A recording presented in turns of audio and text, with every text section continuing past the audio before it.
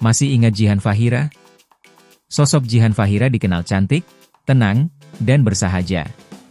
Jihan Fahira bukan tipe artis sensasional, tapi kehadirannya selalu ditunggu di layar kaca. Jihan Fahira, bintang sinetron yang begitu lekat di ingatan publik era 90 hingga awal 2000-an. Karir Jihan dimulai dari dunia modeling. Ia menjadi finalis Gadis Sampul tahun 1993, ajang yang saat itu jadi pintu emas menuju industri hiburan. Wajah klasik dan aura keibuannya membuat Jihan langsung dilirik produser sinetron. Namanya mulai melesat saat membintangi sederet sinetron populer seperti Tersanjung, Melati, Dewi Fortuna, hingga Pernikahan Dini. Ia langganan memerankan tokoh perempuan baik hati, tapi kuat menghadapi tekanan hidup. Dan publik menyukainya karena peran itu terasa sangat alami dalam dirinya. Tak cuma dikenal karena aktingnya, Jihan Fahira juga jadi sorotan karena kisah cintanya dengan aktor Primus Yustisio. Pasangan ini disebut-sebut sebagai couple idola masa itu.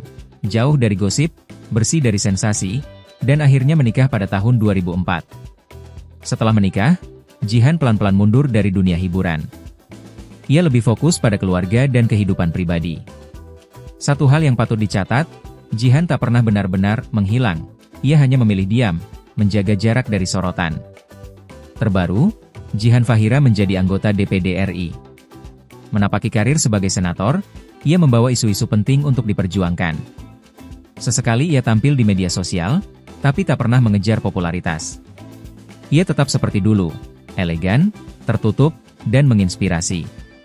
Dalam era yang serba viral seperti sekarang, nama Jihan Fahira justru jadi pengingat akan masa di mana artis dihormati karena sikap, bukan sekadar sensasi.